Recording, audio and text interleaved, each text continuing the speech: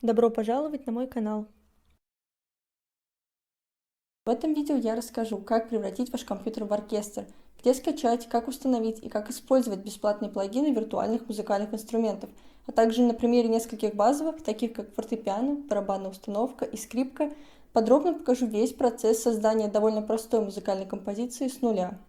Я буду использовать свою аранжировку песни группы The Cranberries «Zombie», где партии виртуальных инструментов объединены с живой записью игры на гитаре. Ссылку на этот ролик, а также на сайты для скачивания плагинов я оставлю в описании.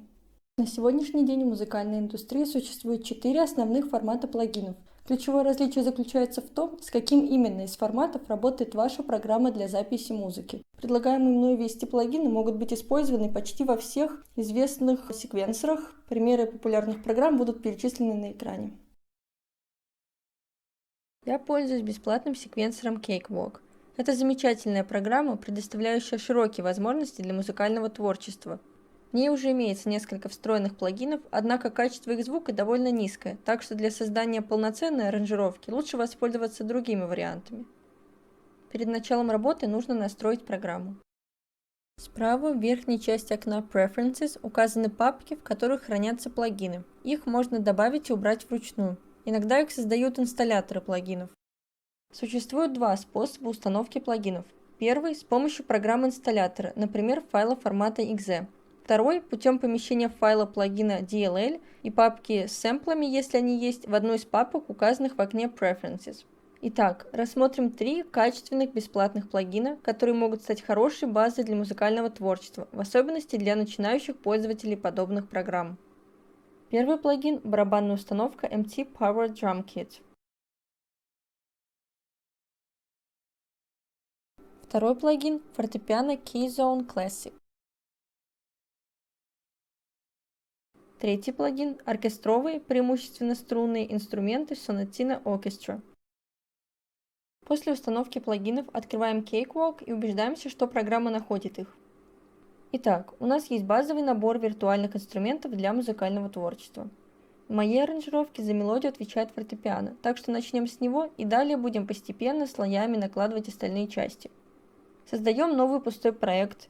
На панели справа на вкладке Plugins выбираем значок клавишных, где находятся все установленные и встроенные плагины. Ищем плагин Keyzone Classic и открываем его двойным щелчком мыши. В появившемся окне нужно проверить, чтобы был отмечен Simple Instrument Track. Интерфейс этого фортепиано достаточно простой, можно сразу же настроить громкость и добавить немножко реверберации для придания звуку большего объема. Также я выбираю фортепиано Yamaha, у него наиболее приятное звучание.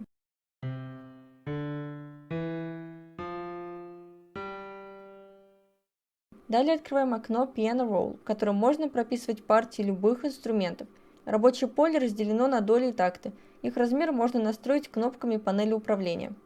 Конкретно левая кнопка Note Draw Duration определяет длительность вводимой ноты. Правая кнопка Snap Note может понадобиться в случае, если нужно более точное позиционирование нот.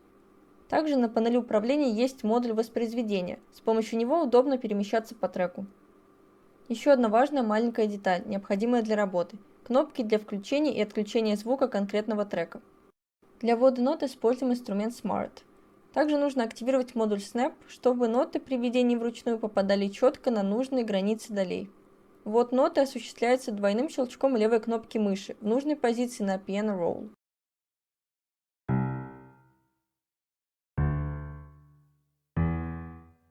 Внизу можно регулировать громкость выделенных нот выбранного трека. Есть возможность отрегулировать их одновременно, но в целом эту функцию Velocity удобно использовать для более тонкой настройки отдельных нот. Например, таким образом можно придать звучанию реалистичности, слегка изменив громкость различных нот, расставив акценты. Для наглядности я выделила трек цветом. Громкость всего трека можно настроить на панели слева. Снова переходим к инструменту Smart, он подходит для большинства задач. Итак, партия мелодии готова, она начинается после вступления. На экране представлены два способа перемещения группы нот.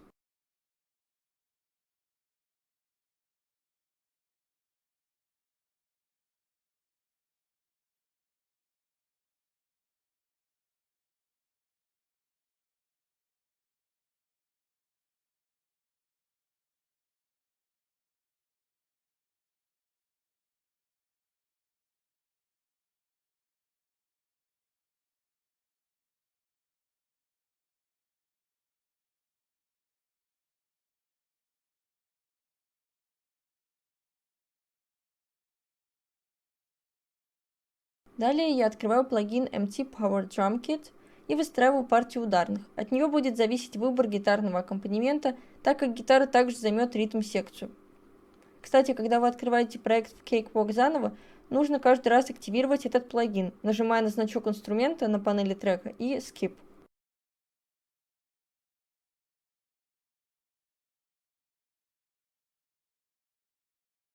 Огромным преимуществом этого плагина является наличие обширной библиотеки сэмплов.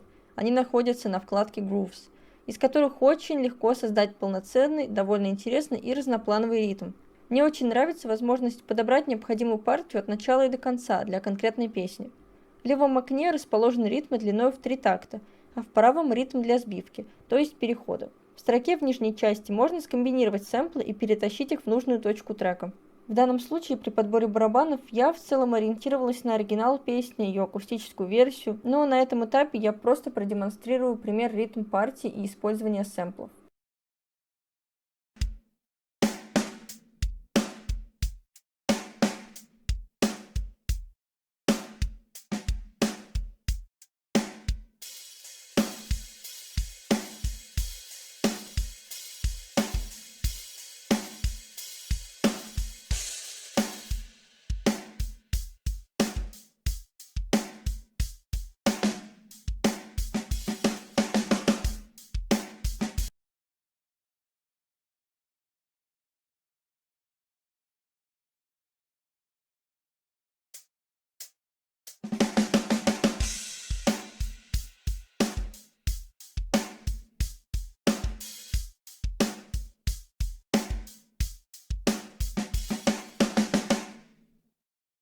Интерфейс также очень простой, можно вручную изменить некоторые параметры инструмента. В настройках плагина дана карта клавиши с Piano Roll для всех барабанов этой установки. Ввод нот вручную осуществляется точно так же, как для фортепиано. Далее я добавлю гитарный аккомпанемент, а именно записанный на диктофон марки Tascam звук акустической гитары. Когда я подбирала партию гитары, я отталкивалась именно от ритма ударных и стремилась скомбинировать эти музыкальные линии так, чтобы ритм партии не смешивались, а дополняли друг друга. Гитарная запись предварительно была слегка отредактирована эквалайзером в более простой программе Audacity. Эквалайзер, конечно, есть и в Cakewalk, и к тому же с несколькими заготовками для редактирования частот. С ними также можно поэкспериментировать, перемещаясь по кнопкам влево-вправо над графическим эквалайзером.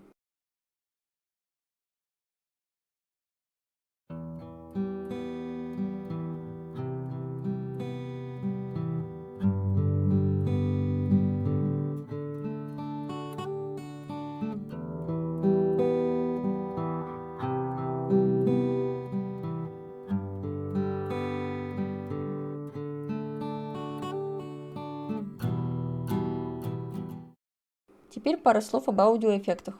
Я, как начинающий пользователь, в принципе добавила только реверберацию, чтобы сделать гитарное звучание объемнее. Аудиоэффекты или FX располагаются на панели рядом с VST, то есть виртуальными инструментами, и на каждом треке. Я выбрала встроенный эффект. В этой панели в основном использовались параметры размер помещения и непосредственно реверберация. Можно отключить аудиоэффект, не удаляя его из трека. Это удобно, например, при сравнении с другими эффектами. И, наконец, я добавляю следующий плагин Sonatina Orchestra и заполняю музыкальное пространство голосом струнных. Кстати, в моем видео с этой композиции был использован другой плагин, встроенный, однако здесь я представлю вариант получше. Вообще в этом плагине довольно большой выбор различных типов оркестровых инструментов. В интерфейсе все максимально просто и стандартно. Основное это громкость и разведение звука на левый и правый каналы. Также можно конкретизировать выбранный инструмент.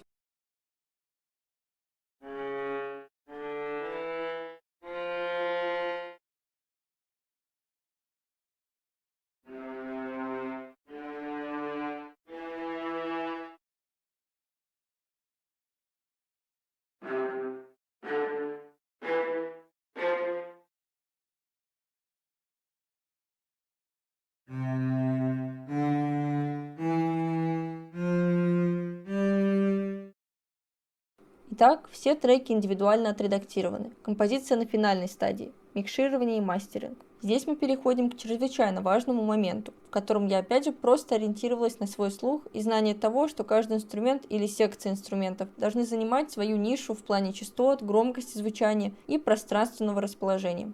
Конечно же, нужно следить за уровнем звука для каждого трека. Здесь все в целом наглядно. При проигрывании композиции на панели трека или на общей панели консоль внизу показывается амплитуда звукового сигнала для всех треков. Соответственно, надо следить, чтобы они оставались в зеленом цвете. Далее для каждого трека настраиваем панораму, конкретно параметр Pen, влево-вправо, чтобы разместить наши инструменты в пространстве. Стандартно они звучат в обоих каналах с одинаковой громкостью, то есть Pen равен нулю. Ведущий голос, в моем случае фортепиано, оставлен на нуле, как и партия ударных, но она безусловно будет тише, как бы немного дальше в воображаемом пространстве.